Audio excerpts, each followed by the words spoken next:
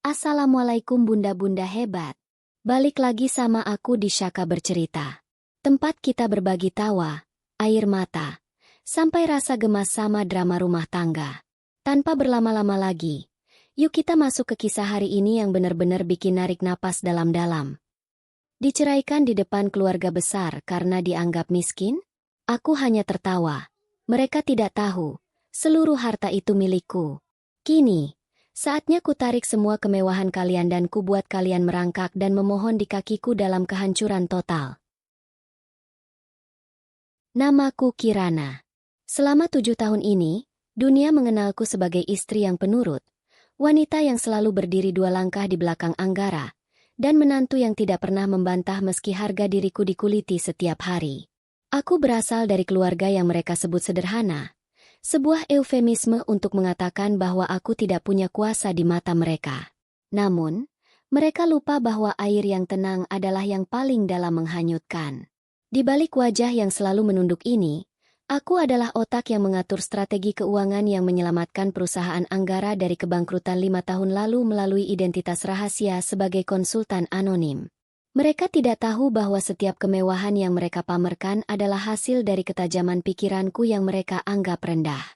Malam ini, di ruang makan megah keluarga besar Anggara, suasana terasa jauh lebih mencekam daripada biasanya. Bau dupa aromaterapi mahal bercampur dengan aroma steak wagyu yang disajikan di atas piring porselen bermotif emas. Lampu kristal di atas kami memantulkan cahaya yang menyilaukan, namun tidak mampu menghangatkan dinginnya tatapan orang-orang di sekelilingku.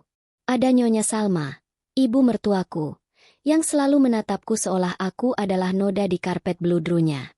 Ada pula saudara-saudara Anggara yang sibuk memamerkan jam tangan mewah hasil subsidi dari perusahaan yang sebenarnya sedang goyah. Aku duduk dengan punggung tegak, mencoba menelan potongan daging yang terasa seperti kerikil di tenggorokanku. Anggara di sampingku tampak sangat gelisah. Ia terus memainkan ponselnya, sesekali melirik ke arahku dengan tatapan yang sulit diartikan.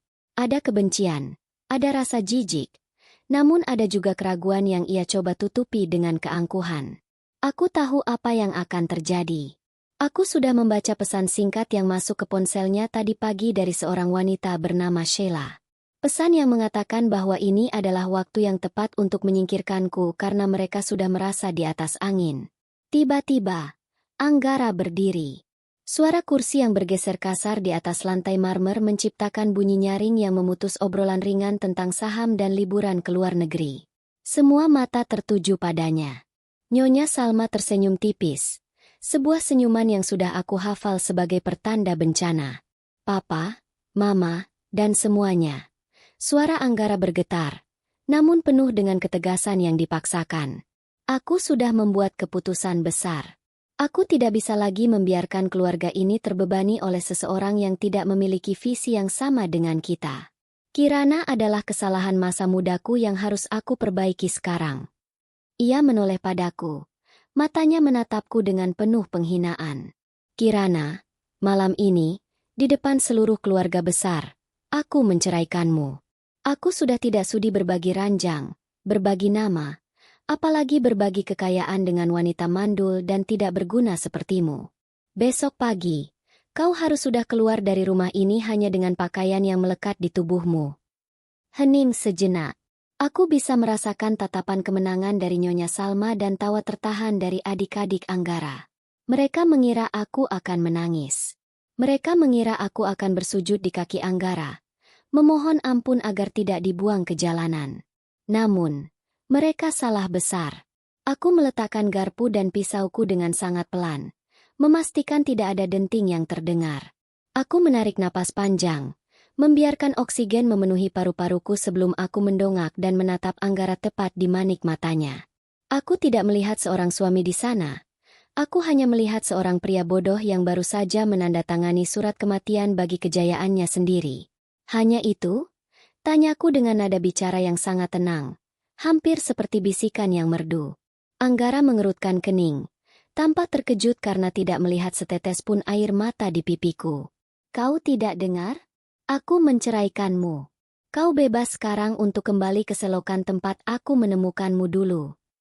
Aku justru tersenyum. Bukan senyum getir, melainkan senyum yang sangat tulus. Aku mulai tertawa. Sebuah tawa yang tumbuh dari perutku hingga memenuhi seluruh ruangan megah itu.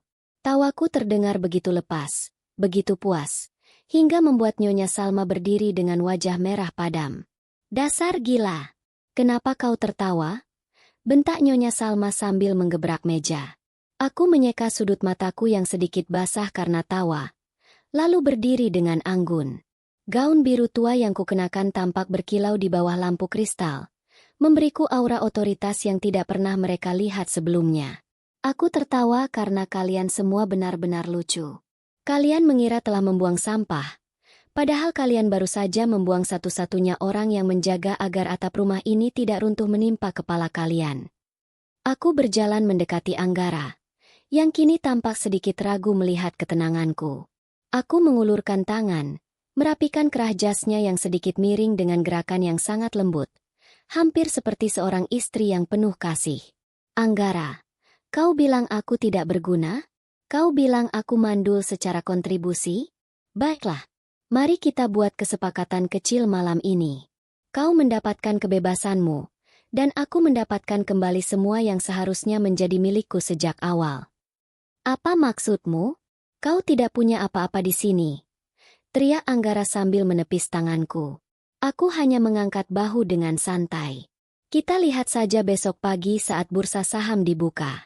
Oh, dan satu lagi, Anggara, kau tidak perlu khawatir tentang pakaianku.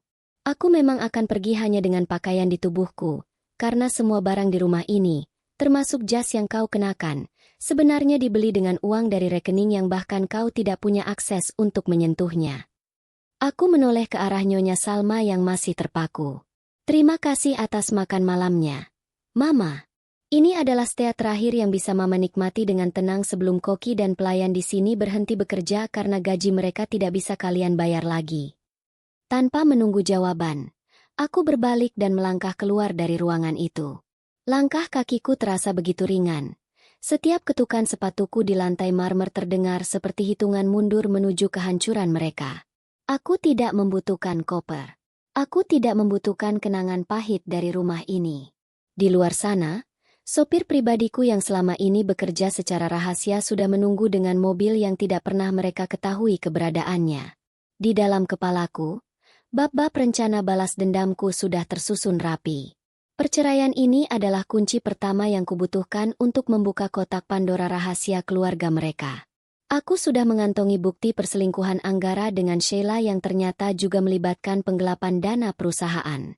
Aku juga sudah menarik seluruh dukungan likuiditas dari firma investasi bayanganku yang selama ini menyokong bisnis keluarga mereka.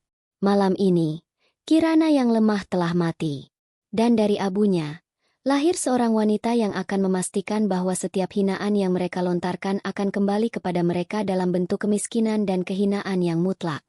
Aku akan menghancurkan mereka bukan dengan amarah, tapi dengan keanggunan. Aku akan membuat mereka memohon kepadaku. Dan saat itu terjadi, aku hanya akan tertawa, sama seperti tawa puas yang kuberikan di meja makan tadi.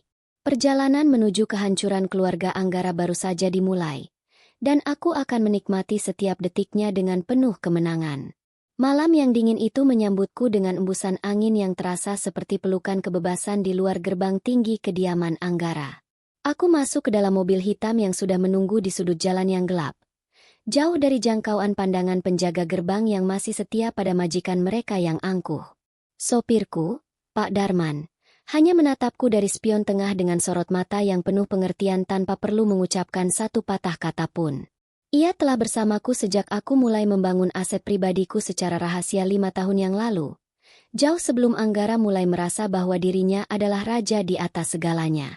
Aku menyandarkan punggung di kursi kulit yang empuk, memejamkan mata sejenak, dan membiarkan keheningan malam menyapu sisa-sisa aroma parfum ruangan rumah itu yang memuakan.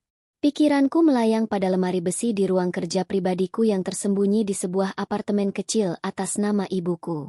Di sana tersimpan dokumen asli kepemilikan saham mayoritas pada perusahaan penyedia logistik yang selama ini menjadi nadi utama bisnis manufaktur keluarga Anggara.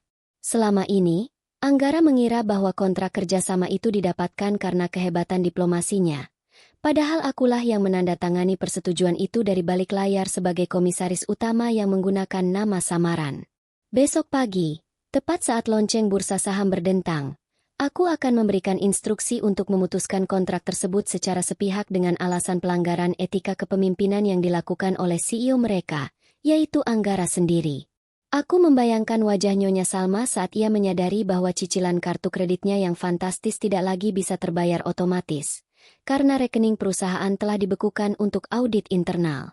Wanita itu selalu membanggakan darah bangsawan dan kelas sosialnya, seolah-olah dunia ini berputar hanya untuk melayaninya. Ia sering mencelaku sebagai wanita yang tidak tahu cara menghargai kemewahan. Namun ia tidak pernah sadar bahwa tas tangan bermerek yang ia tenteng adalah hasil dari dividen perusahaan yang hak suaranya ada di tanganku. Betapa ironisnya melihat seseorang menghina tangan yang memberinya makan, dan besok, tangan itu tidak akan lagi menyuapkan apapun ke mulut mereka yang penuh bisa. Ponselku bergetar pelan di dalam saku gaun, menampilkan notifikasi pesan dari detektif swasta yang kusewa selama 6 bulan terakhir. Ada foto-foto baru yang menunjukkan Anggara sedang tertawa lebar di sebuah bar mewah bersama Sheila, sekretarisnya yang ambisius itu. Mereka tampak sangat bahagia, seolah-olah dunia sudah berada di genggaman mereka setelah berhasil mendepakku dari rumah. Aku tersenyum melihat foto itu, bukan karena cemburu, melainkan karena aku tahu bahwa kebahagiaan mereka dibangun di atas fondasi pasir yang sangat rapuh. Sheila mengira ia akan menjadi nyonya besar di rumah itu. Padahal ia hanya akan mewarisi tumpukan utang dan tuntutan hukum yang akan segera meluncur deras. Aku mulai mengetik instruksi singkat kepada pengacaraku melalui aplikasi pesan terenkripsi. Aku meminta mereka untuk segera mendaftarkan gugatan Gonogini, namun bukan untuk meminta harta Anggara, melainkan untuk membuktikan bahwa sebagian besar aset yang diklaim sebagai milik keluarga Anggara adalah hasil manipulasi pajak yang mereka lakukan selama 3 tahun terakhir. Aku tidak butuh uang mereka. Aku hanya ingin otoritas pajak mulai mengendus bau busuk di dalam pembukuan mereka. Dengan begitu, Anggara tidak hanya akan kehilangan istrinya, tetapi juga harga diri, harta, dan mungkin kebebasannya di balik jeruji besi jika ia terbukti melakukan pencucian uang. Mobil terus melaju menembus jalanan kota yang mulai sepi, melewati papan reklame besar yang menampilkan logo perusahaan keluarga Anggara dengan jargon mereka yang munafik tentang integritas dan keluarga. Aku merasa sangat hidup saat ini, lebih hidup daripada saat aku harus berpura-pura menjadi istri yang manis dan penuh pengertian. Selama 7 tahun, aku telah menelan semua hinaan itu seperti obat yang pahit, namun malam ini, aku telah mengubah kepahitan itu menjadi bahan bakar untuk menghancurkan mereka. Tidak akan ada ampun bagi mereka yang menganggap kelembutan sebagai kelemahan, karena mereka akan segera tahu bahwa kelembutan seorang wanita bisa berubah menjadi badai yang meratakan segalanya. Aku tahu bahwa Anggara saat ini mungkin sedang merayakan kebebasannya dengan membuka botol sampanye mahal di ruang tengah, mengelilingi dirinya dengan orang-orang bermuka dua yang hanya menyukai uangnya. Ia pasti berpikir bahwa aku sedang menangis di pinggir jalan atau mengemis tumpangan pada teman-teman lamaku yang sudah lama aku tinggalkan demi menjaga citra keluarganya. Biarkan saja ia dalam delusinya yang indah untuk beberapa jam ke depan. Biarkan ia menikmati sisa-sisa kejayaannya yang akan segera menguap seperti embun yang terkena sinar matahari pagi. Aku tidak akan membalas dendam dengan cara yang kasar atau murahan. Aku akan melakukannya dengan sangat sistematis sehingga mereka bahkan tidak tahu dari mana serangan itu berasal. Tepat saat mobil memasuki area apartemenku yang baru, aku melihat bayangan diriku di kaca jendela yang gelap. Kirana yang lama sudah benar-benar terkubur di bawah lantai marmer rumah Anggara. Kirana yang baru adalah seorang arsitek kehancuran yang tidak akan berhenti sebelum semua orang yang pernah merendahkannya merasakan dinginnya lantai penjara atau kerasnya hidup di jalanan. Aku turun dari mobil dengan langkah yang mantap, merasakan udara malam yang kini terasa begitu bersahabat di kulitku. Besok adalah hari yang panjang. Hari di mana aku akan menyaksikan satu persatu pilar kerajaan mereka runtuh dengan suara yang sangat merdu di telingaku.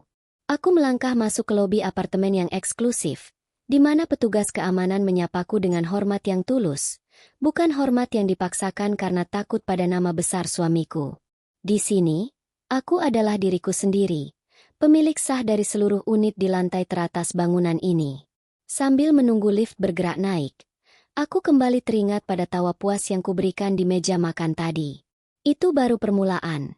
Sebuah mukadimah dari simfoni kehancuran yang akan aku mainkan dengan sangat cantik. Anggara ingin bercerai, maka aku akan memberinya perceraian yang paling berkesan dalam sejarah hidupnya. Sebuah perpisahan yang akan ia sesali sampai embusan napas terakhirnya. Di dalam lift yang bergerak sunyi, aku menatap angka lantai yang terus bertambah, melambangkan posisiku yang kini sudah jauh melampaui mereka semua. Tidak ada lagi air mata, tidak ada lagi rasa takut. Yang ada hanyalah tekad yang sekeras baja untuk menuntaskan misi ini. Aku telah menyiapkan semua jaring-jaring hukum dan finansial untuk menjerat mereka tanpa celah sedikit pun. Saat pintu lift terbuka di lantai tujuan, aku tahu bahwa malam ini aku akan tidur dengan sangat nyenyak. Sementara di tempat lain, mimpi buruk keluarga Anggara baru saja akan dimulai dengan sangat perlahan namun pasti. Matahari esok pagi tidak akan membawa kehangatan bagi mereka, melainkan api yang akan membakar seluruh kesombongan yang mereka bangun dengan penuh kebohongan. Matahari pagi menembus celah gorden apartemenku dengan cahaya yang terasa begitu tajam, seolah ikut bersemangat menyaksikan sandiwara besar yang akan segera dimulai. Aku menyesap kopi hitam tanpa gula, membiarkan rasa pahitnya membangkitkan seluruh saraf di otakku. Di atas meja kerja, 3 buah layar monitor sudah menyala, menampilkan pergerakan grafik bursa saham dan arus kas masuk dari beberapa anak perusahaan yang selama ini menjadi penyokong utama gaya hidup mewah keluarga Anggara. Aku melihat jam di pergelangan tanganku, menunjukkan pukul 8:30 pagi. Sebentar lagi, pesan singkat dari asisten pribadiku, Maya, akan masuk untuk memberikan laporan pembukaan pasar. Tepat 5 menit kemudian, ponselku bergetar. Sebuah pesan singkat muncul di layar. Instruksi dijalankan. Penarikan likuiditas dari firma utama sudah dimulai. Kontrak logistik resmi diputus per menit ini. Aku tersenyum tipis, membayangkan kekacauan yang akan terjadi di kantor pusat Anggara dalam 1 jam ke depan. Selama bertahun-tahun, Anggara merasa hebat karena perusahaannya selalu memiliki arus kas yang stabil, tanpa ia tahu bahwa stabilitas itu berasal dari suntikan dana pinjaman tanpa bunga dari yayasan yang aku kelola. Pagi ini, aku mencabut oksigen itu dari paru-paru bisnisnya, membiarkannya megap-megap di tengah persaingan pasar yang kejam. Aku bangkit dan berjalan menuju jendela besar yang menghadap langsung ke arah pusat kota, tempat gedung pencakar langit dengan logo keluarga Anggara berdiri dengan angkuh.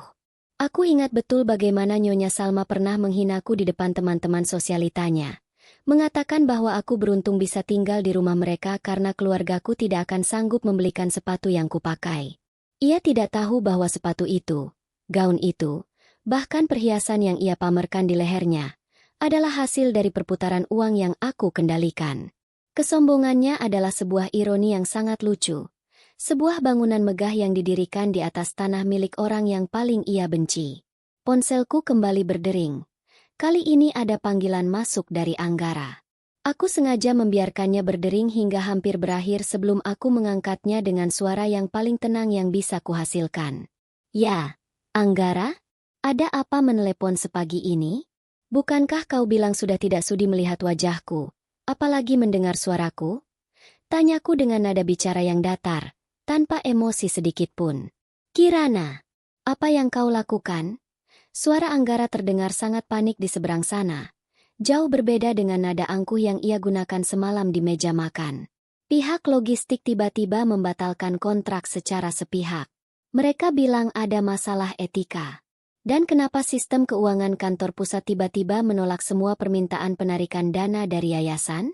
Kau tahu kan hari ini adalah tenggat pembayaran vendor besar. Aku terkekeh pelan. Sebuah suara yang pasti membuatnya semakin meradang. Oh, benarkah? Itu sangat disayangkan. Anggara, mungkin itu adalah teguran alam atas sikapmu yang kurang sopan semalam. Bukankah kau sendiri yang bilang bahwa aku adalah beban? Jadi, aku hanya melepaskan beban itu darimu. Aku menarik semua dukunganku agar kau bisa membuktikan betapa hebatnya kau mengelola bisnismu sendiri tanpa campur tangan istri yang tidak berguna ini. Jangan bercanda, Kirana. Ini bukan waktunya untuk bermain-main. Teriak Anggara. Suaranya terdengar pecah. Segera hubungi pihak yayasan dan minta mereka mencairkan dananya. Aku tahu kau punya koneksi di sana. Aku tidak bermain-main. Anggara. Aku sedang menikmati kebebasanku, sama seperti yang kau inginkan. Jawabku sambil menyesap sisa kopi di cangkirku. Dan soal yayasan itu, kau benar. Aku punya koneksi yang sangat kuat.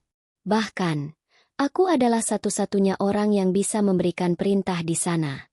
Jadi, saranku adalah mulailah mencari pinjaman bank. Meskipun aku ragu mereka akan memberikan pinjaman pada perusahaan yang sebentar lagi akan digugat atas dugaan manipulasi pajak. Aku memutuskan sambungan telepon sebelum ia sempat membalas. Rasa puas yang menjalar di dadaku terasa lebih nikmat daripada kemenangan apapun yang pernah kuraih. Aku bisa membayangkan ia sekarang sedang membanting ponselnya atau berteriak pada sekretaris kesayangannya, Sheila, untuk mencari solusi yang tidak akan pernah mereka temukan. Sheila mungkin cantik dan pandai merayu, tapi dia tidak tahu apa-apa tentang struktur modal atau manajemen risiko yang selama ini aku jalankan untuk melindungi Anggara dari kebodohannya sendiri. Beberapa menit kemudian, notifikasi berita muncul di tablet pribadiku. Salah satu portal berita bisnis mulai mengendus adanya masalah internal di perusahaan keluarga Anggara. Harga saham mereka mulai menunjukkan tren menurun. Sebuah reaksi alami dari pasar yang sangat sensitif terhadap isu ketidakstabilan pimpinan. Aku tahu Nyonya Salma pasti sedang sibuk menelepon teman-temannya untuk meredam gosip, tanpa sadar bahwa gosip itu adalah fakta yang akan segera menghancurkan reputasi mereka hingga ke titik nadir. Aku mulai membuka berkas hukum yang disiapkan oleh pengacaraku. Di dalamnya terdapat rincian aset tersembunyi yang dibeli Anggara atas nama Sheila menggunakan dana operasional perusahaan. Ini adalah senjata pamungkas yang akan aku gunakan di pengadilan nanti. Aku tidak hanya akan mengambil harta yang memang hakku, tapi aku akan memastikan Anggara kehilangan segala sesuatu yang ia cintai. Status sosialnya, hartanya, dan harga dirinya. Ia mengira menceraikanku di depan keluarga besar adalah puncak penghinaannya padaku. Padahal itu hanyalah pembukaan dari upacara pemakamannya sendiri. Aku menghabiskan sisa pagi itu dengan sangat tenang, mengatur beberapa pertemuan dengan kompetitor utama Anggara. Aku akan menawarkan kerjasama yang tidak mungkin mereka tolak. Sebuah aliansi strategis yang akan membuat perusahaan Anggara terkepung dari segala penjuru. Selama ini aku membangun benteng untuk melindunginya. Sekarang aku akan menggunakan pengetahuan yang sama untuk merobohkan benteng tersebut satu persatu. Setiap celah yang aku tahu, setiap kelemahan yang aku tutupi, akan menjadi pintu masuk bagi kehancurannya. Tidak ada rasa penyesalan dalam diriku. Setiap kata kasar yang pernah ia ucapkan, setiap tatapan merendahkan dari keluarganya, dan setiap malam yang kuhabiskan dalam kesepian sementara ia bersenang-senang di luar, telah mengkristal menjadi dendam yang sangat dingin. Aku bukan lagi Kirana yang memohon kasih sayang. Aku adalah Kirana yang menuntut keadilan. Dan keadilan bagiku adalah melihat mereka semua merangkak di lantai yang sama tempat mereka pernah menginjak-injak martabatku. Malam nanti akan ada acara gala tahunan pengusaha kota, dan aku sudah memastikan namaku terdaftar di undangan sebagai tamu kehormatan dari firma investasi asing. Aku ingin melihat wajah Anggara saat ia menyadari bahwa istri yang ia buang kini berada di posisi yang jauh lebih tinggi darinya. Aku ingin ia melihatku dikelilingi oleh orang-orang yang selama ini hanya bisa ia impikan untuk ditemui. Ini bukan lagi soal perceraian biasa. Ini adalah perang terbuka. Dan aku sudah memenangkan pertempuran pertama tanpa harus mengeluarkan keringat sedikit pun. Tawa puas yang kuberikan semalam hanyalah intro, karena simfoni kehancuran yang sebenarnya baru saja memainkan nada pertamanya dengan sangat sempurna. Aku berdiri di depan cermin besar di kamar utama apartemenku, menatap pantulan seorang wanita yang hampir tidak kukenali lagi. Rambutku yang biasanya dikuncir kuda sederhana kini ditata dengan sanggul modern yang elegan, menyisakan beberapa helai yang membingkai wajah dengan sempurna. Aku memilih gaun berwarna merah marun pekat yang memeluk lekuk tubuh dengan sopan namun tegas, memberikan kesan otoritas yang tidak terbantahkan. Tidak ada lagi perhiasan murah pemberian Anggara yang selalu ia banggakan sebagai hadiah mewah. Sebagai gantinya, aku mengenakan kalung berlian hitam tunggal yang kubeli sendiri dari hasil investasi pertamaku 5 tahun yang lalu. Malam ini adalah gala tahunan pengusaha kota, tempat di mana topeng-topeng kekuasaan dipakai dan dilepaskan. Maya, asisten pribadiku, masuk ke ruangan dengan langkah yang teratur. Ia membawa sebuah tablet yang terus menyala dengan grafik merah yang menunjukkan penurunan harga saham grup perusahaan Anggara sebesar 15% hanya dalam waktu 6 jam. Nyonya, Anggara terus mencoba menghubungi kantor pusat firma investasi kita. Ia bersikeras ingin bertemu dengan pemiliknya untuk membicarakan suntikan dana darurat. Ia sama sekali tidak menyadari bahwa pemilik yang ia cari sedang bersiap-siap untuk berdiri di panggung yang sama dengannya malam ini. Lapor Maya dengan nada bicara yang profesional namun mengandung sedikit rasa puas. Aku mengambil tas tangan kecilku dan tersenyum pada pantulanku sendiri. Biarkan dia mencari bayangan. Maya. Biarkan dia merasa bahwa masih ada harapan. Karena jatuh dari tempat yang sedikit lebih tinggi akan terasa jauh lebih menyakitkan. Kami melangkah keluar menuju lift pribadi yang membawaku langsung ke basemen. Di sana, sebuah mobil mewah berwarna perak mengkilap sudah menunggu. Mobil ini adalah simbol keberhasilanku yang selama ini kusembunyikan di dalam garasi sewaan, agar tidak memancing kecurigaan Anggara yang selalu merasa terancam jika aku memiliki sesuatu yang lebih baik darinya. Perjalanan menuju gedung gala terasa sangat singkat. Pikiranku melayang pada memori setahun yang lalu, di acara yang sama, di mana aku hanya berdiri di pojok ruangan memegang gelas minuman sementara Anggara sibuk merayu para investor dan mengabaikanku seolah aku adalah pelayan yang tersesat. Saat itu, Nyonya Salma bahkan menyuruhku mengambilkan tisu untuk teman-temannya hanya untuk menunjukkan posisiku yang rendah di depan publik. Luka itu tidak berdarah lagi, tapi bekasnya telah mengeras menjadi tekad yang tidak tergoyahkan. Malam ini, aku tidak akan berdiri di pojok. Aku adalah pusat dari gravitasi ruangan itu. Saat mobilku berhenti di depan lobi hotel berbintang 5 tempat acara berlangsung, kilatan lampu kamera wartawan mulai menyambar. Mereka penasaran dengan sosok perwakilan dari firma investasi asing yang dikabarkan akan melakukan akuisisi besar-besaran di kota ini. Aku turun dari mobil dengan gerakan yang lambat dan anggun, membiarkan mereka menangkap setiap detail penampilanku. Aku melihat beberapa kolega bisnis Anggara berbisik-bisik, mencoba mengenali wajahku yang terasa akrab namun tampak sangat berbeda dengan citra istri rumahan yang mereka kenal selama ini. Aku melangkah masuk ke dalam aula utama yang dipenuhi oleh aroma parfum mahal dan suara gumaman kelas atas. Di tengah ruangan, aku melihat Anggara. Ia tampak kusut, meskipun jasnya masih rapi. Matanya terus bergerak gelisah, mencari seseorang di kerumunan. Di sampingnya stand Sheila, yang mengenakan gaun kuning terang yang terlalu mencolok dan terlihat sangat tidak pantas untuk acara seformal ini. Sheila tampak berusaha keras untuk terlihat tenang, namun genggamannya yang erat pada lengan Anggara menunjukkan ketakutan yang nyata. Mereka sedang berada di ujung tanduk, dan mereka tahu itu. Aku berjalan melewati mereka dengan langkah yang tenang, sengaja menciptakan jarak hanya beberapa puluh sentimeter agar Anggara bisa mencium aroma parfumku yang khas. Ia menoleh seketika. Matanya membelalak lebar saat menyadari siapa wanita yang baru saja melewatinya. Kirana? Suaranya terdengar serak, hampir seperti cekikan. Ia melepaskan tangan Sheila dan mencoba mengejarku. Namun langkahnya terhenti oleh 2 orang pengawal yang sudah aku siapkan untuk menjagaku. Maaf, Tuan. Anda tidak memiliki izin untuk mendekati tamu kehormatan kami, ucap salah satu pengawal dengan suara yang berat dan mengancam. Anggara terpaku di tempatnya. Wajahnya berubah dari pucat menjadi merah padam karena malu ditolak di depan umum. Ia menatapku dengan pandangan tidak percaya, seolah-olah ia baru saja melihat hantu yang mengenakan berlian. Aku tidak menoleh sedikit pun.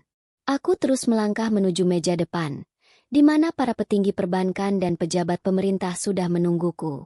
Aku menyapa mereka dalam bahasa Inggris yang fasih, sesuatu yang selalu dianggap mustahil oleh Anggara karena ia pikir aku hanya lulusan sekolah biasa yang beruntung. Kami berbincang tentang masa depan industri dan bagaimana firma investasiku berencana untuk membersihkan pasar dari perusahaan-perusahaan yang dikelola secara tidak profesional dan penuh manipulasi. Aku bisa merasakan tatapan Anggara menusuk punggungku dari kejauhan, penuh dengan kemarahan yang bercampur dengan rasa haus akan jawaban. Di tengah acara, pembawa acara naik ke atas panggung untuk memberikan pengumuman penting. Hadirin sekalian, malam ini kita sangat terhormat karena kehadiran Ibu Kirana, pemilik sekaligus pimpinan dari firma investasi terkemuka yang baru saja mengambil alih piutang macet beberapa perusahaan besar di sektor manufaktur. Mari kita beri tepuk tangan yang meriah. Suara pembawa acara menggema di seluruh ruangan. Tepuk tangan pecah. Dan aku berjalan naik ke panggung dengan senyuman yang paling manis namun paling dingin yang pernah ada. Dari atas panggung, aku bisa melihat wajah Anggara yang benar-benar hancur. Mulutnya menganga, dan tubuhnya tampak lemas seolah seluruh tulang di tubuhnya baru saja dicabut. Nyonya Salma, yang baru saja datang dan berdiri di dekat pintu, menjatuhkan gelas sampahnya yang ia pegang hingga pecah berantakan di lantai marmer. Kehancuran harga diri mereka di depan seluruh relasi bisnis mereka adalah pemandangan yang lebih indah daripada lukisan mahal manapun di dunia ini. Aku memegang mikrofone, menatap langsung ke arah Anggara di tengah kerumunan, dan mulai berbicara tentang pentingnya kejujuran dan bagaimana pengkhianatan dalam kehidupan pribadi adalah cerminan dari kegagalan dalam memimpin sebuah bisnis. Setiap kata yang kuucapkan adalah peluru yang tepat sasaran, menghancurkan sisa-sisa reputasi yang masih coba mereka pertahankan malam ini. Lampu sorot panggung terasa hangat di kulitku, namun kata-kata yang keluar dari bibirku sedingin es yang membekukan atmosfer di dalam aula megah itu. Aku bisa melihat Anggara berdiri mematung di barisan tengah. Wajahnya pucat pasi seolah seluruh darah di tubuhnya telah menguap. Di sampingnya, Sheila tampak gemetar. Tangannya yang tadi menggandeng mesra lengan Anggara kini terkulai lemas di sisi tubuhnya. Mereka berdua tampak seperti pesakitan yang sedang menunggu vonis hakim di depan halayak ramai. Aku tidak berhenti menatap mata Anggara saat aku menjelaskan bagaimana firma investasiku telah mengakuisisi seluruh hutang piutang perusahaan yang gagal bayar, akibat manajemen yang buruk dan moralitas pemimpin yang cacat. Setiap kalimat yang kuucapkan adalah belati yang perlahan menguliti harga diri keluarga besar Anggara. Para pengusaha lain di ruangan itu mulai saling berbisik, melemparkan tatapan sinis ke arah Anggara yang selama ini dikenal sombong. Mereka yang dulu memuji kehebatan Anggara kini menjauh darinya seolah ia adalah wabah yang menular. Aku turun dari panggung dengan keanggunan seorang pemenang, melewati kerumunan yang memberikan jalan dengan penuh rasa hormat. Langkahku terhenti tepat di hadapan Nyonya Salma yang masih berdiri mematung di dekat serpihan gelas sampanyenya yang pecah. Sepertinya sepatu mahal ini tidak cukup kuat untuk menahan beban kebenarannya. "Ma?" Bisikku sangat pelan, hanya cukup untuk didengar oleh telinganya yang kini memerah. Nyonya Salma mencoba membuka mulut untuk memaki, namun suaranya tercekat di tenggorokan. Matanya yang biasa menatapku dengan hinaan kini dipenuhi oleh ketakutan yang murni. Ia menyadari bahwa wanita yang selama 7 tahun ia injak-injak adalah sosok yang kini memegang tali kekang nasib finansial keluarganya. Aku hanya tersenyum tipis, lalu melenggang pergi meninggalkan aroma parfum yang akan menghantui mimpinya malam ini. Anggara akhirnya berhasil menerobos kerumunan pengawal dan mencegatku di dekat pintu keluar area VIP. Napasnya memburu, keringat dingin membasahi dahinya yang lebar. "Kirana, tunggu. Kita perlu bicara. Apa maksud semua ini? Bagaimana bisa kau memiliki semua itu?" Suaranya serak, penuh dengan keputusasaan yang nyata. Ia mencoba meraih lenganku, namun Maya dengan sigap menghalangi langkahnya. Anggara menatapku dengan pandangan memohon, sebuah pemandangan yang dulu sangat ingin kulihat, namun kini hanya memancing rasa muak di hatiku. "Bicara tentang apa, Anggara? Tentang surat cerai yang kau banggakan semalam? Atau tentang apartemen mewah yang kau beli untuk Sheila menggunakan dana operasional perusahaan?" Tanyaku sambil melipat tangan di dada. Aku sengaja mengeraskan suaraku sedikit agar beberapa kolega bisnis yang lewat bisa mendengar. Wajah Anggara berubah menjadi merah padam karena malu. Pengkhianatannya kini bukan lagi rahasia rumah tangga, melainkan konsumsi publik yang menghancurkan citra pahlawan bisnis yang selama ini ia bangun dengan penuh kepalsuan. Aku bisa menjelaskan semuanya. "Kirana, aku hilaf. Kita bisa membatalkan perceraian itu. Kita bangun lagi semuanya bersama-sama," ucap Anggara tanpa rasa malu, mencoba menjilat ludahnya sendiri demi menyelamatkan hartanya. Aku tertawa kecil, tawa yang penuh dengan penghinaan. Betapa rendahnya laki-laki ini, pikirku. Saat merasa di atas, ia merasa bisa membuangku seperti sampah, namun saat menyadari kekuatanku, ia merangkak memohon seperti pengemis.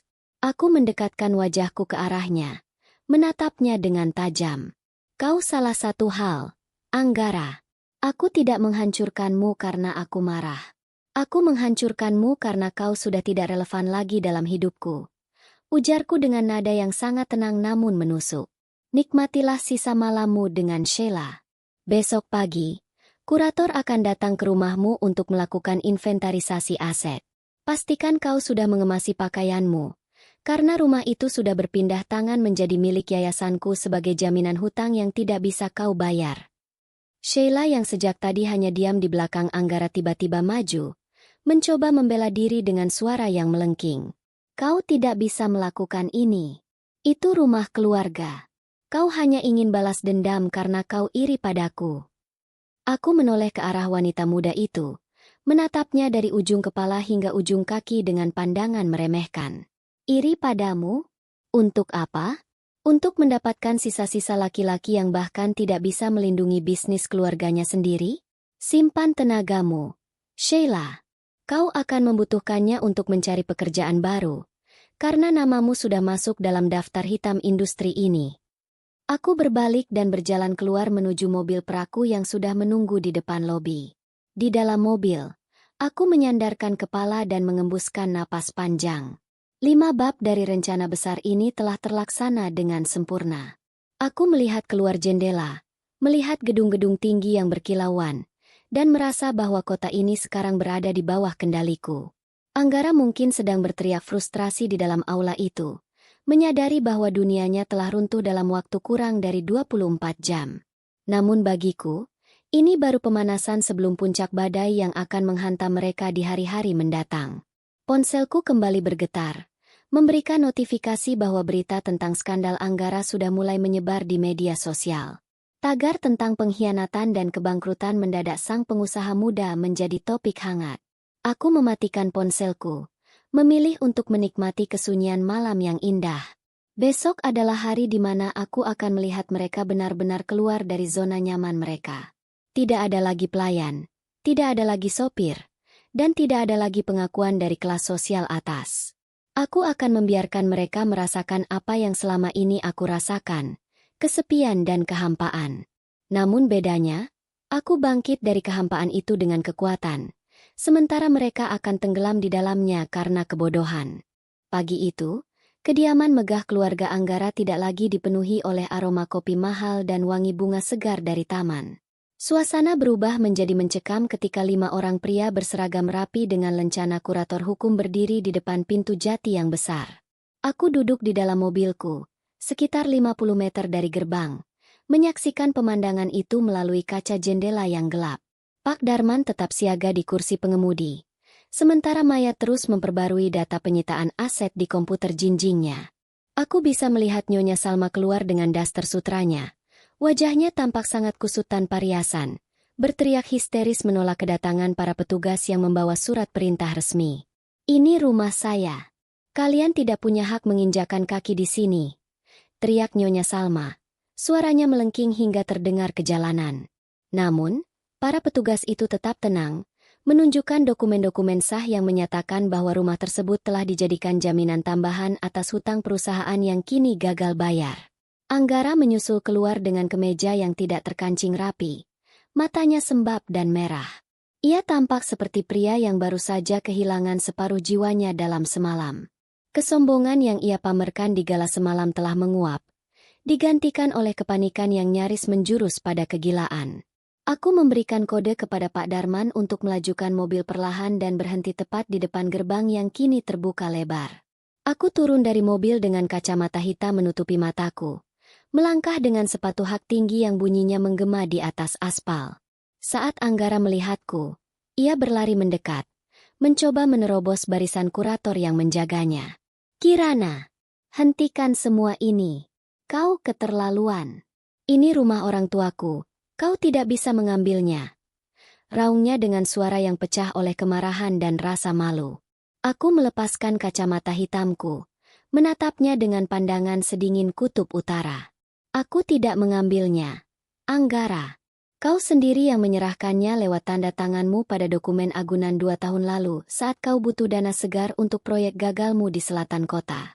Kau saja yang terlalu bodoh karena tidak membaca klausul kecil di halaman terakhir yang menyatakan bahwa perusahaan penjamin memiliki hak penuh atas aset pribadi jika terjadi gagal bayar 3 bulan berturut-turut. Jawabku tanpa sedikit pun rasa kasihan. Aku melirik ke arah Nyonya Salma yang kini terduduk lemas di anak tangga teras. Menangis terseduh-seduh sambil memeluk tas tangan mahalnya yang sebentar lagi juga akan disita.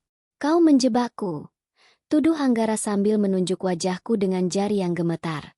Aku hanya tertawa kecil, tawa yang penuh dengan kemenangan yang elegan. Aku tidak menjebakmu. Aku hanya membiarkanmu merasa hebat dengan uang yang sebenarnya bukan milikmu. Selama ini kau merasa bisa merendahkanku karena kau merasa kaya. Padahal kekayaanmu hanyalah pinjaman dari kebaikan hatiku yang kini sudah habis tak bersisa. Sekarang, silakan bawa apa yang kalian miliki di badan kalian, karena isi rumah ini sudah menjadi milik kantorku. Kekacauan itu semakin menjadi ketika sebuah mobil sedan mewah lainnya berhenti di belakang mobilku. Sheila keluar dari sana dengan wajah panik, memegang tumpukan surat dari bank. Anggara, apartemenku disegel. Rekeningku juga dibekukan karena dianggap menerima aliran dana gelap dari perusahaanmu. Apa yang terjadi? Teriaknya sambil terisak. Aku menoleh ke arah wanita yang menjadi alasan kehancuran rumah tanggaku itu. Oh, halo Sheila. Sepertinya hari ini bukan hari keberuntunganmu. Memang sulit ya kalau hidup hanya mengandalkan uang curian dari istri orang lain. Sindirku tajam yang membuatnya terdiam 1000 bahasa dengan wajah pucat pasi. Puncak konflik terjadi ketika ayah Anggara, Tuan Surya, yang selama ini jarang bicara, keluar dari dalam rumah dengan wajah yang sangat pucat.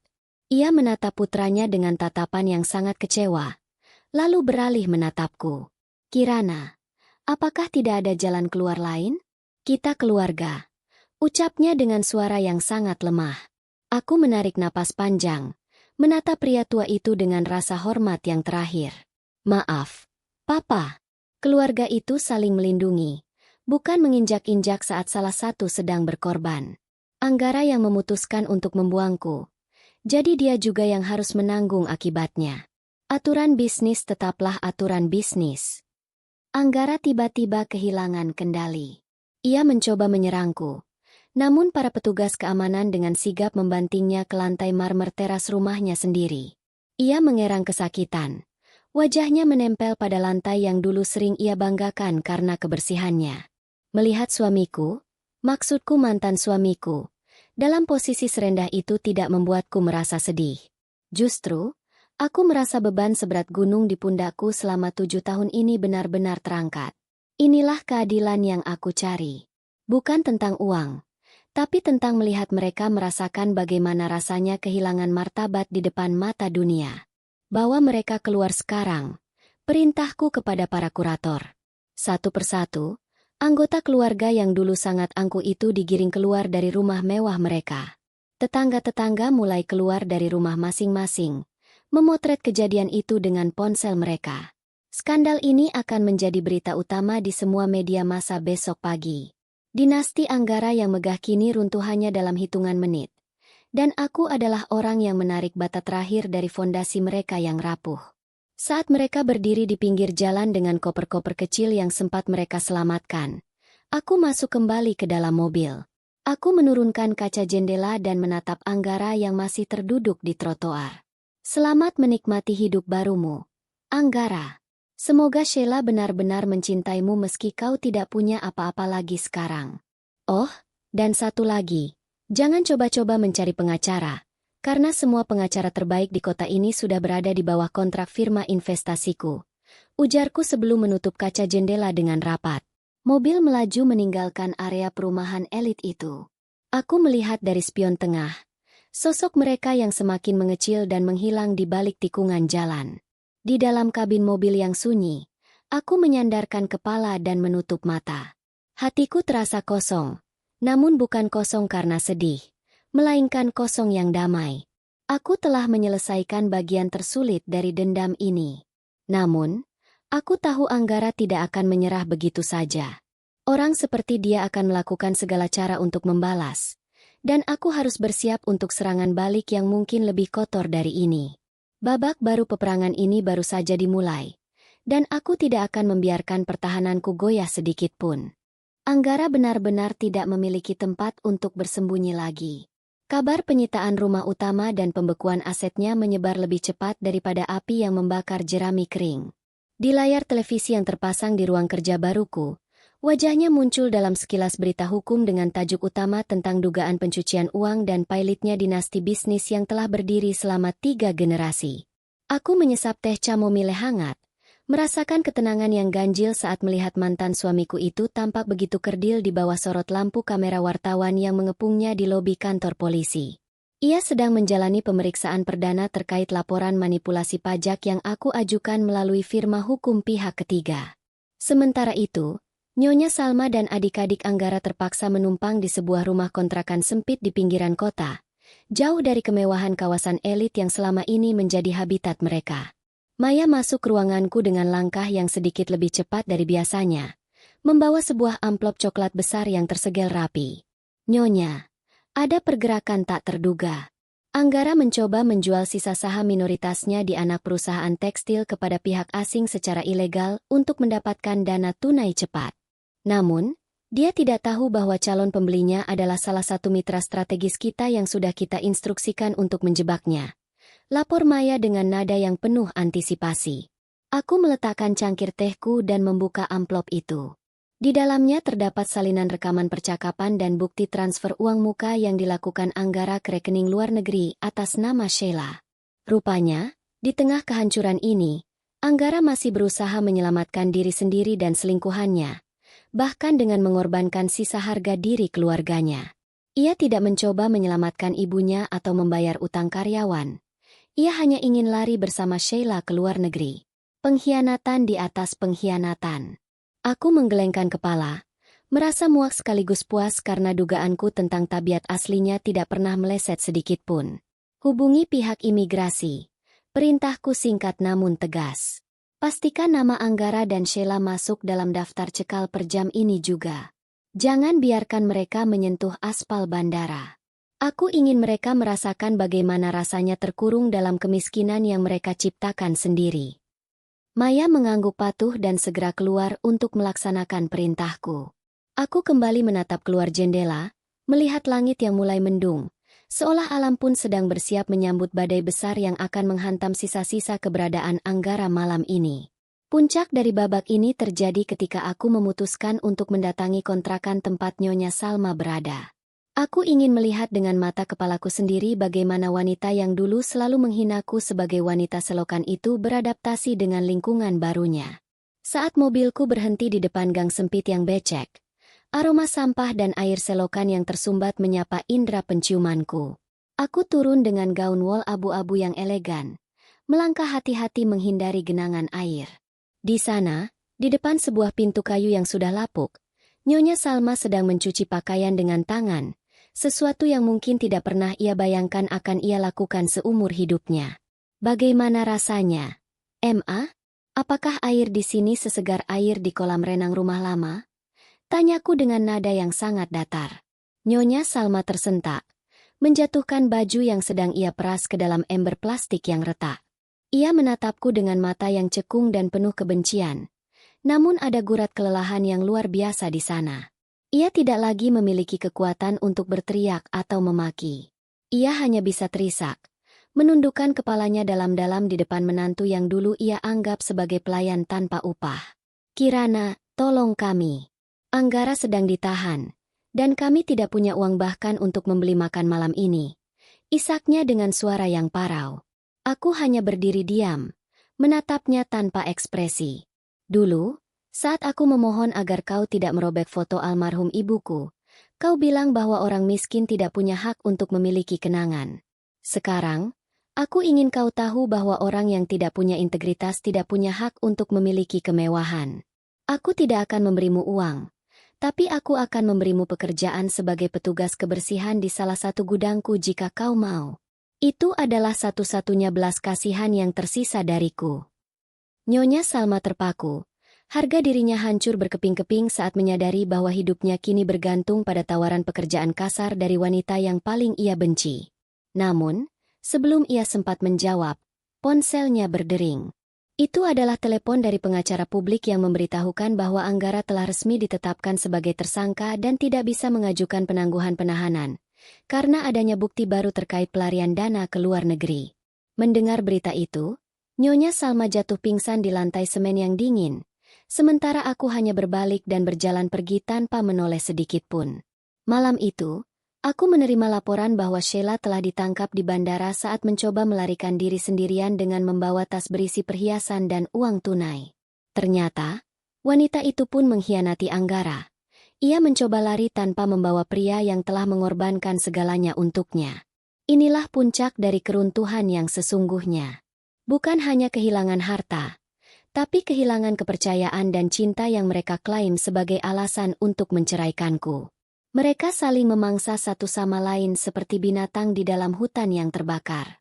Aku duduk di kursi kerjaku, mematikan semua lampu kecuali satu lampu meja kecil. Keheningan di ruangan ini terasa sangat mahal.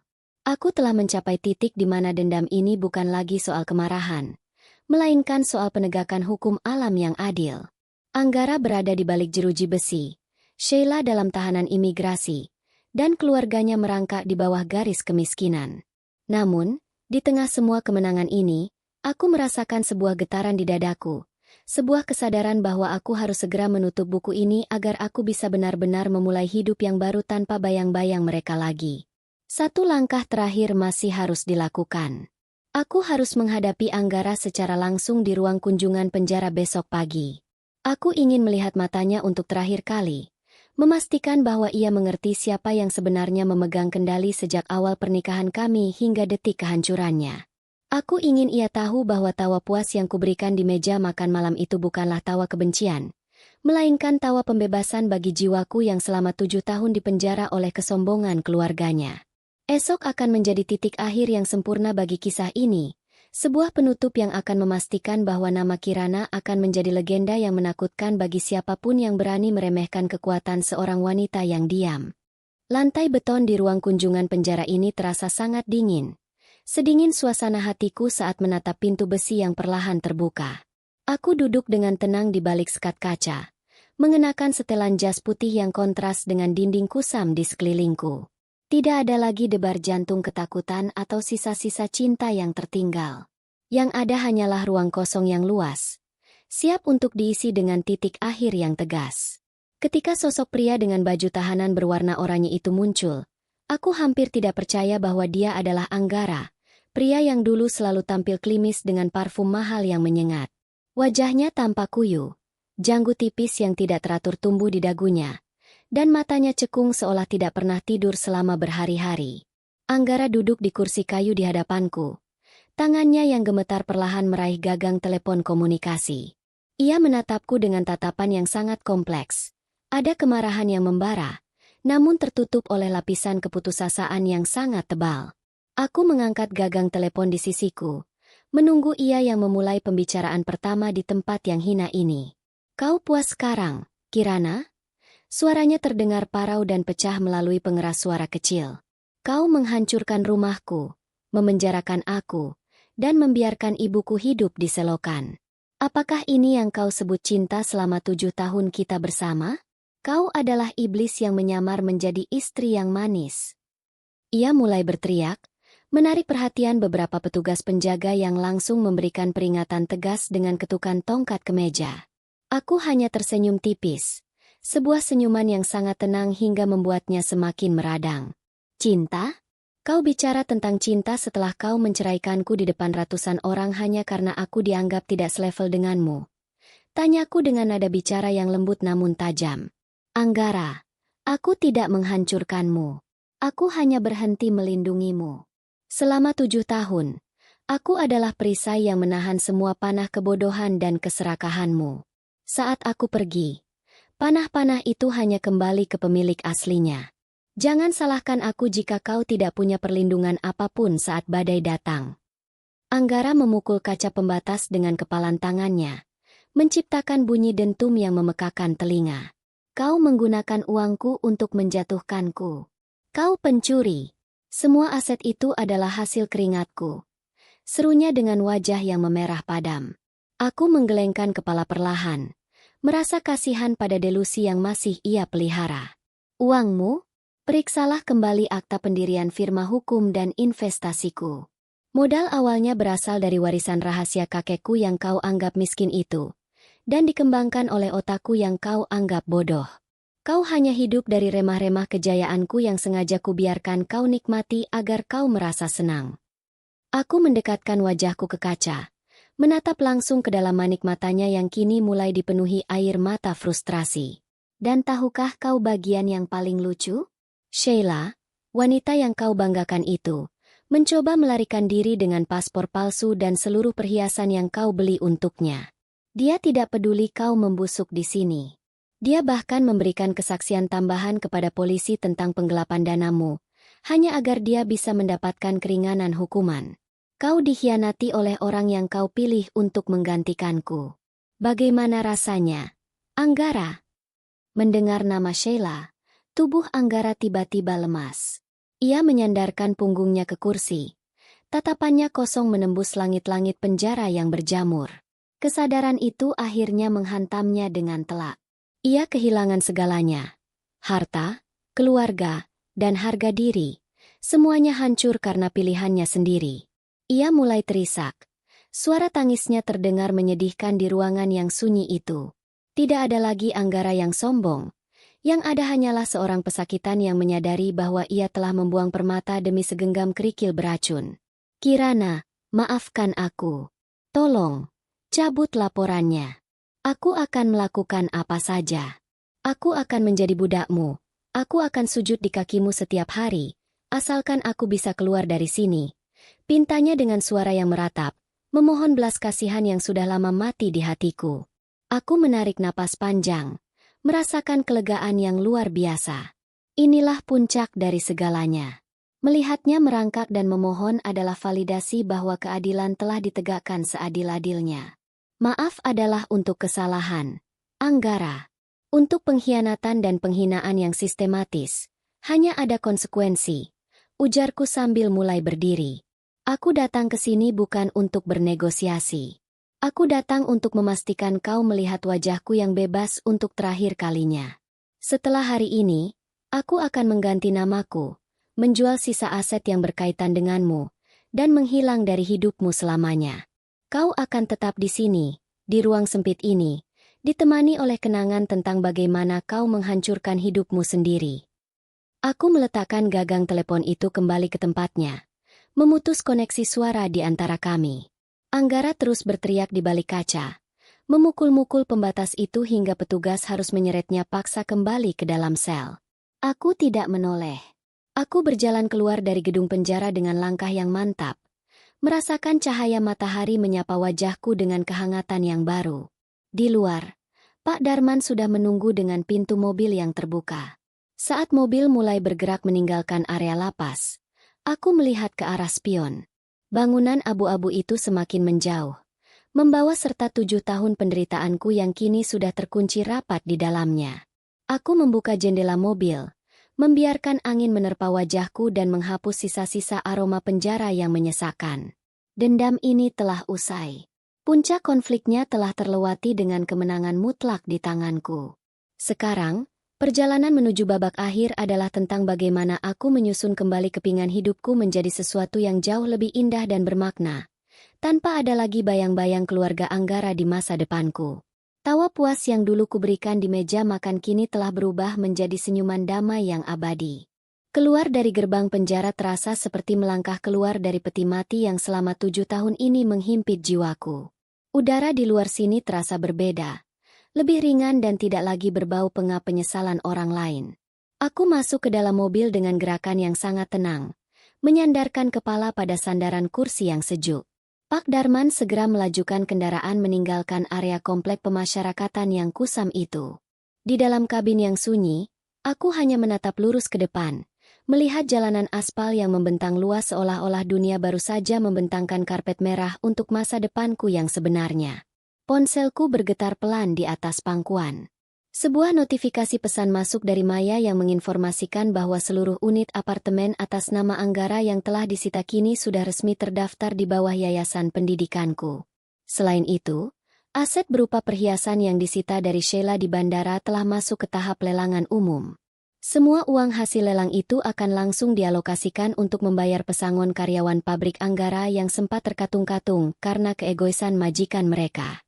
Mendengar hal itu, aku merasakan kehangatan yang menjalar di dadaku.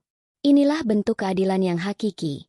Mengembalikan apa yang dicuri dari rakyat kecil untuk kembali kepada mereka yang berhak. Aku meminta Pak Darman untuk memutar arah menuju kawasan pesisir kota, tempat sebuah kafe kecil milik temanku berada. Aku ingin menikmati matahari terbenam tanpa ada gangguan dari pengacara, kurator, ataupun wartawan. Sesampainya di sana, aku memilih meja di pojok balkon yang menghadap langsung ke arah Samudra Hindia. Angin laut yang kencang menerpa wajahku, membawa aroma garam yang segar. Aku memesan segelas teh talang dengan perasan jeruk nipis. Melihat warnanya berubah dari biru pekat menjadi ungu cantik, persis seperti hidupku yang mengalami transformasi radikal dalam waktu singkat. Sambil menyesap teh, aku teringat pada Nyonya Salma. Kabar terakhir yang kudengar, dia mulai bekerja di bagian administrasi gudang logistikku. Dia tidak lagi mengenakan sutra, melainkan seragam katun murah yang kasar. Ada rasa puas yang aneh saat membayangkan wanita yang dulu menghina asalku kini harus patuh pada aturan perusahaan yang aku buat. Namun, rasa puas itu tidak lagi meledak-ledak seperti tawa di meja makan malam itu. Rasa itu kini lebih tenang, seperti ombak yang telah mencapai pantai. Aku menyadari bahwa menghukum mereka bukan lagi tujuanku, melainkan memastikan bahwa mereka tidak akan pernah memiliki kekuatan lagi untuk menyakiti siapapun. Di tengah lamunanku, seorang pria parubaya dengan pakaian rapi namun bersahabat mendekati mejaku. Dia adalah Tuan Handoko, salah satu pesaing bisnis Anggara yang dulu sering diremehkan. Dia membungkuk sopan sebelum duduk di hadapanku atas izin yang kuberikan. Ibu Kirana, saya hanya ingin mengucapkan terima kasih. Langkah Anda membersihkan pasar dari praktik kotor keluarga Anggara telah memberikan ruang bagi kami, pengusaha kecil, untuk bernapas kembali. Anda melakukan apa yang tidak berani dilakukan oleh hukum selama bertahun-tahun. Ucapnya dengan tulus. Aku tersenyum tipis. Saya hanya mengembalikan keseimbangan, Tuan Handoko. Bisnis yang dibangun di atas air mata orang lain tidak akan pernah berdiri kokoh selamanya. Kami berbincang sejenak tentang masa depan industri manufaktur yang lebih sehat. Aku menyadari bahwa kini aku memiliki tanggung jawab baru. Aku bukan lagi sekadar wanita yang membalas dendam, melainkan seorang pemimpin yang memiliki kekuatan untuk mengubah tatanan ekonomi di kota ini. Kekuatan ini terasa jauh lebih besar daripada sekadar rasa puas melihat Anggara di balik jeruji besi. Saat matahari mulai tenggelam di cakrawala, menciptakan gradasi warna jingga dan merah yang dramatis, aku mengeluarkan sebuah cincin emas putih dari dalam tas tanganku. Itu adalah cincin pernikahan yang dulu dipasangkan Anggara ke jariku dengan janji-janji palsu tentang kesetiaan seumur hidup. Selama ini aku menyimpannya sebagai pengingat akan rasa sakit. Namun hari ini, benda itu terasa tidak memiliki arti apapun. Dengan gerakan perlahan, aku melemparkan cincin itu ke arah laut. Aku melihatnya berkilau sejenak terkena cahaya senja sebelum akhirnya tertelan oleh buih ombak yang putih. Selamat tinggal, masa lalu. Bisikku pelan. Hilangnya cincin itu di dasar samudra menandakan berakhirnya ikatanku dengan masa lalu yang kelam. Tidak ada lagi rasa benci yang menyesakan. Tidak ada lagi keinginan untuk melihat mereka menderita lebih jauh. Mereka sudah mendapatkan porsi keadilan masing-masing dari tangan nasib. Kini saatnya aku menulis babak baru dalam buku kehidupanku sendiri. Sebuah babak di mana aku tidak lagi didefinisikan sebagai istri siapapun, melainkan sebagai Kirana yang berdaulat atas dirinya sendiri. Aku bangkit dari kursi, merapikan gaun abu-abuku, dan melangkah kembali menuju mobil dengan perasaan yang sangat ringan. Malam akan segera tiba, namun aku tidak lagi takut pada kegelapan. Aku telah menemukan cahaya di dalam diriku sendiri, cahaya yang tidak akan pernah bisa dipadamkan oleh kesombongan keluarga manapun. Di dalam perjalanan pulang, aku melihat lampu-lampu kota mulai menyala satu persatu, membentuk formasi indah yang menyambut kepulanganku ke rumah yang sebenarnya, sebuah tempat di mana kedamaian bertahta tanpa syarat. Hidup ini memang penuh dengan plot twist yang tidak terduga, Dan aku bangga karena aku berhasil menjadi penulis dari takdirku sendiri. Akhir dari drama ini hanyalah awal dari sebuah kejayaan yang lebih elegan dan bermartabat. Malam di kota ini tidak pernah benar-benar gelap. Namun bagiku, kegelapan yang selama 7 tahun menyelimuti batin kini telah tersapu bersih oleh cahaya kesadaran baru. Aku berdiri di balkon Gria Tawangku, memandang kerlip lampu jalanan yang menyerupai hamparan permata yang tumpah di atas bludru hitam. Angin malam berembus lembut, mempermainkan ujung rambutku yang kini kubiarkan tergerai bebas. Tidak ada lagi beban untuk tampil sempurna demi menjaga citra seorang suami yang angkuh. Di tanganku, sebuah map perak berisi dokumen penyelesaian akhir dari seluruh sengketa hukum dengan keluarga Anggara terasa dingin namun mantap. Pagi tadi, aku menerima laporan terakhir dari tim kurator. Seluruh aset yang tersisa dari perusahaan Anggara telah resmi dilebur ke dalam holding investasi milikku. Gedung pencakar langit yang dulu menjadi kebanggaan ayah Anggara kini telah berganti logo. Bukan lagi simbol keluarga yang serakah, melainkan simbol yayasan pemberdayaan perempuan yang aku dirikan.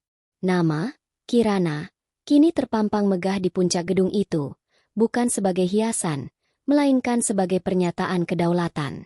Aku telah mengambil kembali semua ruang yang dulu mereka klaim sebagai milik mereka, dan mengubahnya menjadi tempat bagi mereka yang terpinggirkan. Maya masuk ruangan dengan langkah yang sangat tenang, membawa sebuah tablet yang menampilkan jadwal keberangkatanku besok pagi. Semua sudah siap, Nyonya. Tiket ke Swiss sudah dikonfirmasi.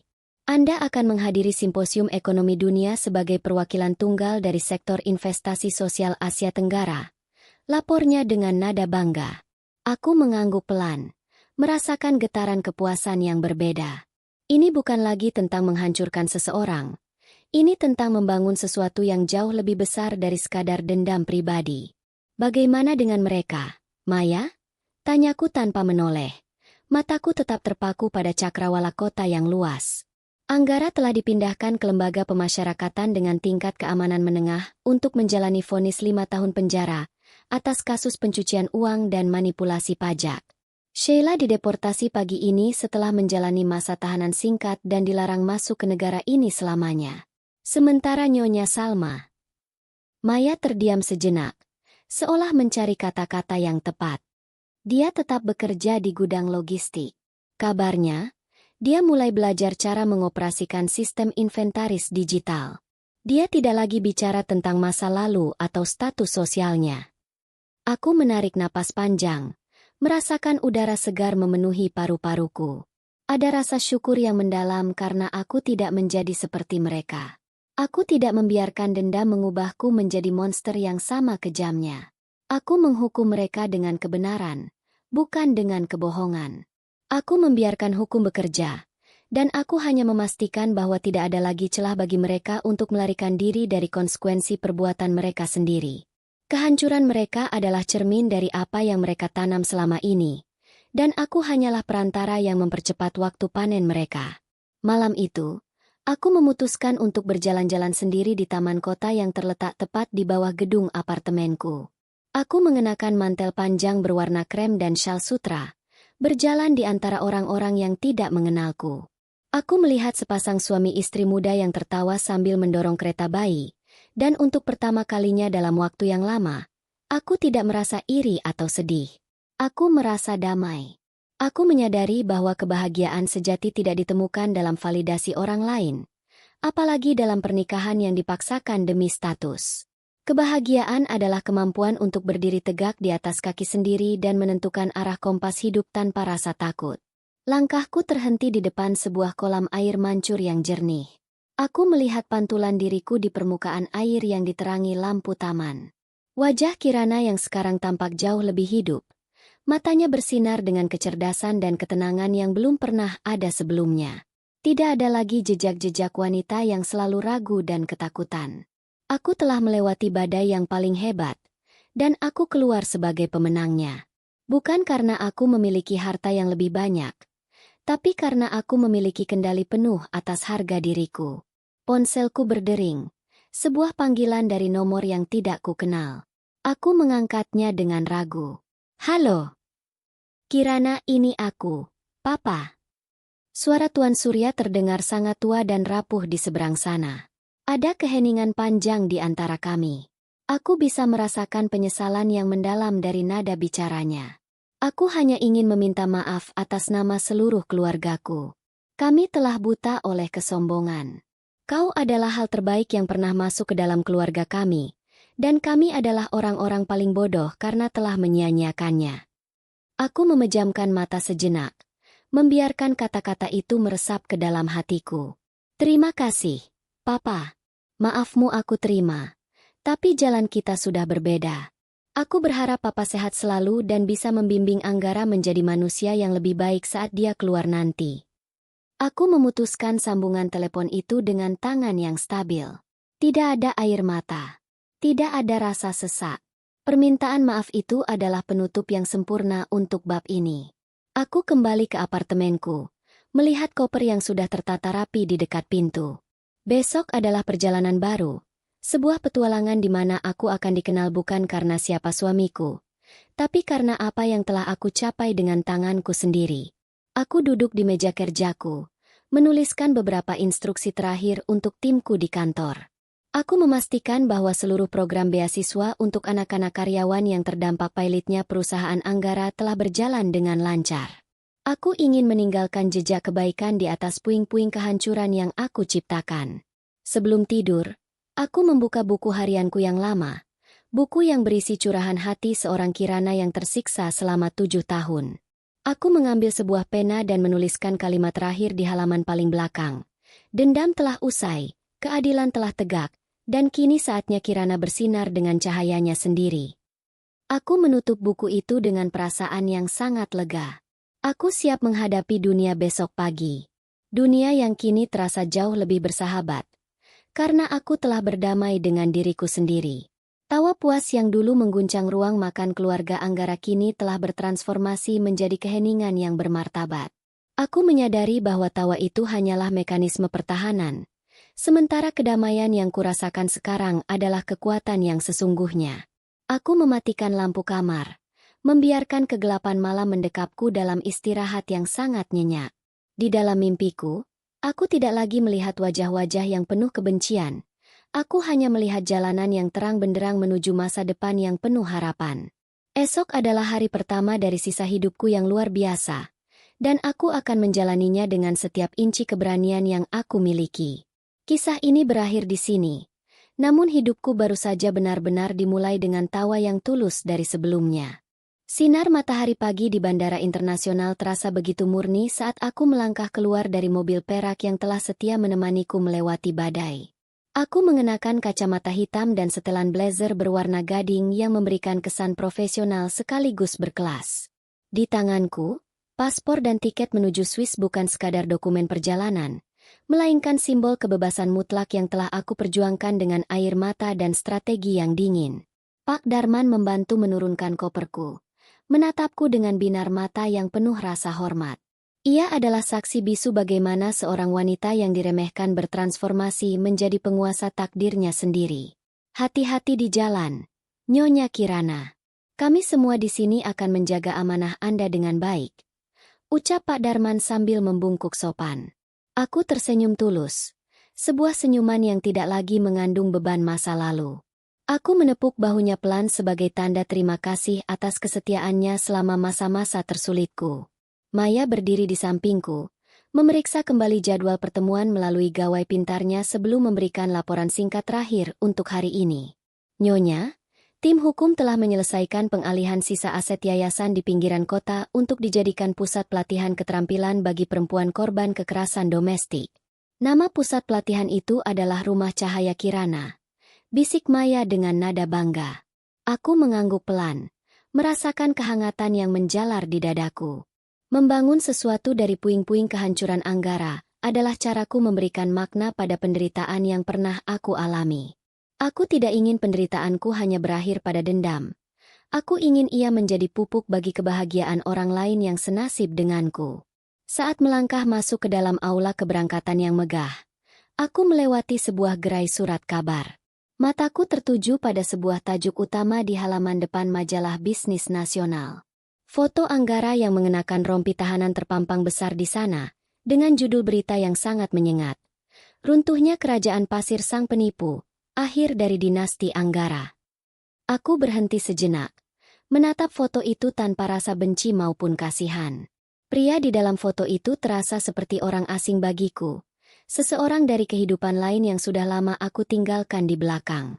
Ia adalah pengingat bahwa kekuasaan tanpa integritas hanyalah sebuah ilusi yang akan hancur oleh waktu. Aku duduk di ruang tunggu eksekutif, menyesap teh hijau hangat sambil melihat pesawat-pesawat yang lepas landas menuju Cakrawala. Pikiranku melayang pada percakapanku dengan Nyonya Salma di gudang logistik beberapa hari yang lalu. Saat itu, ia tidak lagi memakai perhiasan emas yang mencolok. Ia mengenakan seragam kerja berwarna biru kusam. Rambutnya yang mulai memutih diikat sederhana. Ia menatapku bukan lagi dengan hinaan, melainkan dengan rasa malu yang mendalam. Ia bercerita bahwa Anggara terus mengirim surat dari penjara, memohon agar aku mencabut laporan. Namun Nyonya Salma sendiri yang melarang pengacaranya untuk membalas surat itu.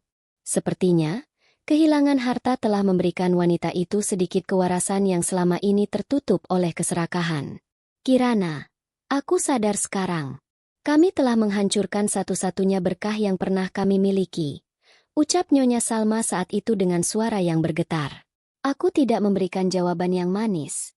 Namun aku juga tidak membalas dengan hinaan. Aku hanya berpesan agar ia bekerja dengan giat dan membuktikan bahwa ia bisa hidup jujur tanpa uang hasil penipuan anaknya. Itu adalah bentuk rekonsiliasi yang paling adil yang bisa kuberikan. Aku memaafkan demi ketenangan jiwaku. Namun aku tidak pernah melupakan apa yang telah terjadi agar aku tidak pernah kembali menjadi wanita yang lemah. Telepon genggamku bergetar. Notifikasi dari tim manajemen investasiku masuk. Harga saham holding yang aku pimpin melonjak naik setelah pengumuman akuisisi strategis di sektor teknologi hijau. Para investor kini melihat namaku sebagai jaminan kepercayaan dan pertumbuhan yang stabil. Sangat ironis jika diingat kembali bahwa Anggara dulu menceraikanku karena menganggapku tidak memiliki visi bisnis. Sekarang, seluruh komunitas bisnis internasional justru menantikan setiap langkah yang aku ambil. Aku adalah bukti hidup bahwa seorang wanita yang hancur bisa membangun kembali dirinya menjadi sesuatu yang jauh lebih kuat dan lebih indah daripada sebelumnya. Suara pengumuman keberangkatan pesawatku bergema di seluruh ruangan. Aku berdiri, merapikan blazerku, dan menarik koper kecilku menuju gerbang keberangkatan. Di sepanjang koridor yang dilapisi karpet merah, aku melihat pantulan diriku di dinding kaca yang mengkilap. Aku melihat seorang wanita yang tegak. Matanya bersinar dengan kebijaksanaan yang lahir dari api cobaan. Langkahku mantap. Tidak ada lagi keraguan yang tersisa. Aku telah memenangkan perang ini bukan dengan teriakan, melainkan dengan keheningan yang mematikan bagi musuh-musuhku. Saat melewati pemeriksaan paspor, petugas imigrasi menatapku dan tersenyum. Semoga perjalanan Anda menyenangkan, Ibu Kirana. Ucapnya ramah. Aku membalas senyumannya dengan tulus. Kata-kata sederhana itu terasa sangat bermakna. Untuk pertama kalinya, namaku disebut bukan sebagai istri dari Tuan Anggara, melainkan sebagai diriku sendiri. Aku adalah Kirana, pemilik takdirku sendiri, arsitek dari masa depanku, dan pelindung bagi mereka yang membutuhkan. Identitas yang dulu dirampas dariku kini telah kembali dengan martabat yang jauh lebih tinggi. Aku melangkah masuk ke dalam kabin pesawat, disambut oleh pramugari yang mengantarku menuju kursi di kelas utama. Aku duduk di dekat jendela, melihat sayap pesawat yang berkilau tertimpa cahaya matahari pagi. Pesawat mulai bergerak perlahan menuju landasan pacu. Aku memejamkan mata, membiarkan kenangan tentang tawa puas di meja makan itu melintas untuk terakhir kalinya. Tawa itu sekarang telah berubah menjadi kedamaian yang sunyi. Dendam telah bertransformasi menjadi misi yang mulia. Aku tidak lagi merasa puas karena melihat mereka menderita, melainkan aku merasa puas karena aku telah berhasil melampaui mereka semua. Mesin pesawat menderu kuat, memberikan dorongan yang mengangkat kami ke angkasa. Aku melihat kota di bawah sana semakin mengecil. Bangunan-bangunan mewah yang dulu terasa seperti penjara kini tampak seperti mainan anak-anak dari ketinggian ini. Semua masalah, semua drama, dan semua pengkhianatan itu kini tertinggal di bawah sana, di daratan yang tidak lagi membelengguku. Aku terbang menuju masa depan yang cerah, menuju Swiss untuk berbicara di panggung dunia, dan setelah itu, menuju kemanapun hatiku ingin melangkah. Di atas awan yang putih bersih, aku merasakan kebebasan yang sesungguhnya. Tidak ada lagi bayang-bayang Anggara, tidak ada lagi racun dari Nyonya Salma, dan tidak ada lagi manipulasi dari Sheila. Yang ada hanyalah aku dan langit yang luas. Bab 11 ini adalah tentang melepaskan diri sepenuhnya dari gravitasi masa lalu. Aku telah menyelesaikan bagianku di kota itu. Dan sekarang aku akan memulai bagianku di dunia yang lebih luas. Aku adalah Kirana. Dan ini adalah awal dari kejayaanku yang abadi. Kesedihan telah mati, dendam telah lunas, dan kini, hanya ada cahaya yang membimbing setiap langkahku menuju puncak yang baru. Pesawat jet yang membawaku membelah awan-awan kelabu di atas langit Eropa, perlahan menurunkan ketinggian saat hamparan pegunungan Alpen yang diselimuti salju mulai terlihat di balik jendela. Pemandangan itu begitu megah, dingin, namun sangat tenang, persis seperti kondisi jiwaku saat ini. Aku merapikan catatan pidato yang akan kubacakan di hadapan para pemimpin ekonomi dunia di Davos. Di dalam dokumen itu, aku tidak hanya berbicara tentang angka dan profit, tetapi tentang etika, kemanusiaan, dan bagaimana sebuah perusahaan harus menjadi pelindung bagi mereka yang lemah, bukan pemangsa bagi mereka yang tulus. 10 jam yang lalu, aku masih berada di tanah air, menyelesaikan sisa-sisa administrasi yang mengikatku dengan masa lalu. Kini, aku berada ribuan mil jauhnya, menghirup udara yang tidak lagi terkontaminasi oleh kebohongan Anggara. Maya, yang duduk di kursi seberangku, memberikan sebuah tablet yang menampilkan berita terbaru dari Indonesia. Rupanya, persidangan lanjutan Anggara menjadi topik panas. Ia terlihat hancur, menangis di depan hakim, memohon keringanan hukuman dengan alasan kesehatan mental yang terganggu sejak perceraian. Namun, jaksa penuntut yang telah kupastikan memiliki bukti-bukti tak terbantahkan, tetap menuntut hukuman maksimal. Aku hanya tersenyum tipis melihat layar itu, lalu mematikannya. Maya, setelah simposium ini selesai, aku ingin kita mulai merancang ekspansi rumah cahaya Kirana ke tingkat regional. Aku ingin setiap wanita yang merasa dibuang oleh dunianya tahu bahwa mereka punya tempat untuk bangkit kembali. Ujarku dengan nada yang penuh keyakinan. Aku menyadari bahwa kekuasaan yang kumiliki sekarang bukanlah alat untuk memuaskan ego, melainkan amanah untuk menebus setiap tetes air mata yang pernah jatuh di lantai marmer rumah keluarga Anggara. Setibanya di hotel mewah di pinggiran danau, aku disambut dengan protokol keamanan yang ketat dan penghormatan yang luar biasa. Para delegasi dari berbagai negara menjabat tanganku dengan tulus, menyebut namaku sebagai ikon baru kebangkitan ekonomi Asia yang beretika. Tidak ada yang bertanya siapa suamiku. Tidak ada yang peduli tentang latar belakang keluargaku yang mereka sebut sederhana. Di sini, aku dihargai karena otakku, karena keberanianku, dan karena hasil nyata dari kerja kerasku. Aku merasa seolah-olah seluruh semesta sedang merayakan keberhasilanku melepaskan diri dari belenggu penindasan. Malam itu, sebelum acara puncak dimulai, aku berdiri di balkon kamar hotel, menatap pantulan bulan di permukaan danau yang tenang. Aku mengeluarkan sebuah amplop kecil dari saku mantelku. Di dalamnya terdapat surat terakhir dari pengacaraku yang menyatakan bahwa akta perceraianku telah keluar secara resmi dan tidak bisa diganggu-gugat lagi. Aku sekarang benar-benar bebas. Secara hukum, secara finansial, dan yang paling penting, secara emosional.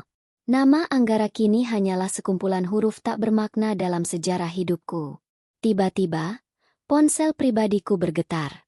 Sebuah pesan masuk dari nomor yang sangat aku kenal, meski sudah lama ku hapus.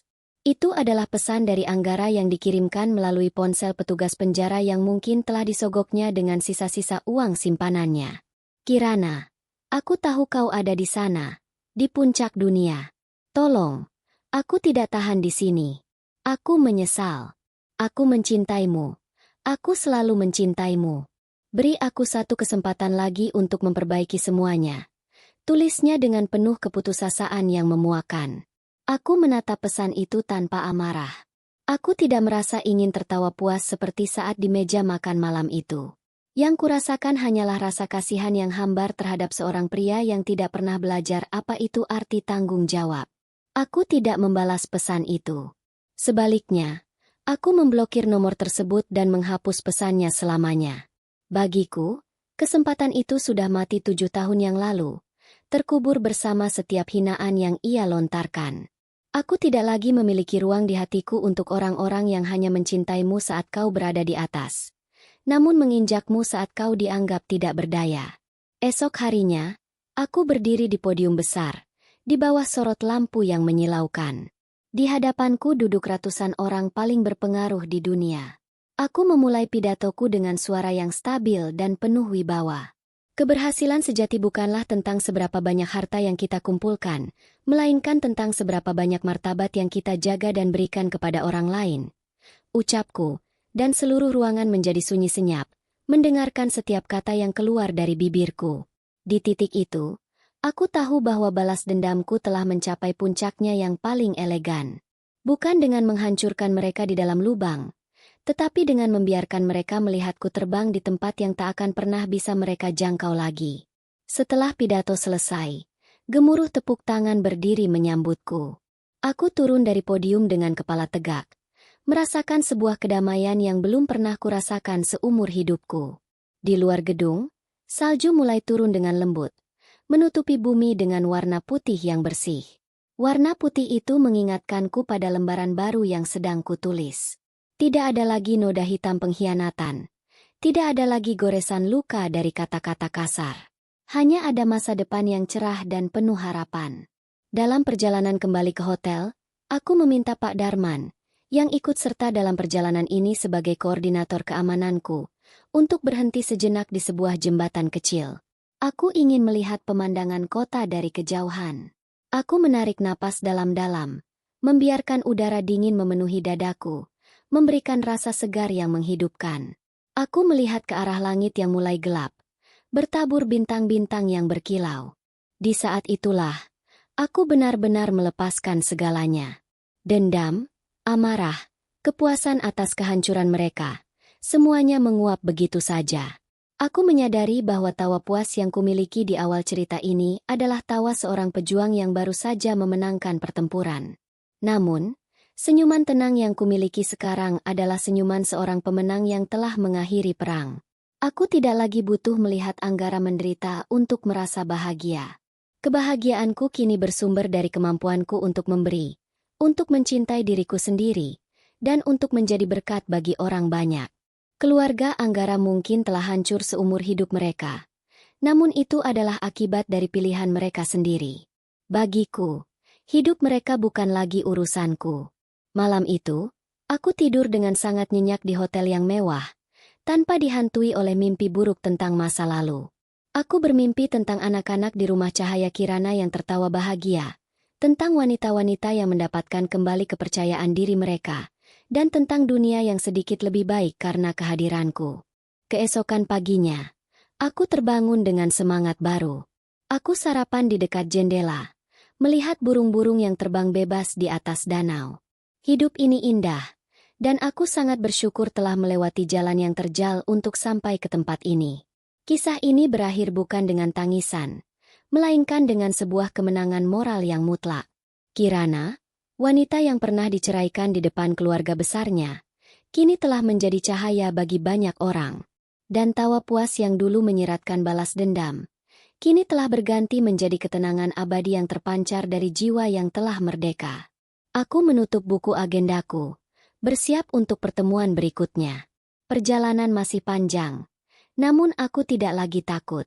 Karena kini, aku tahu siapa diriku yang sebenarnya, dan tidak akan ada satupun orang di dunia ini yang bisa merendahkanku lagi. Aku bebas, aku kuat, dan aku adalah Kirana yang berdaulat. Selamat tinggal masa lalu, selamat datang masa depan yang gemilang.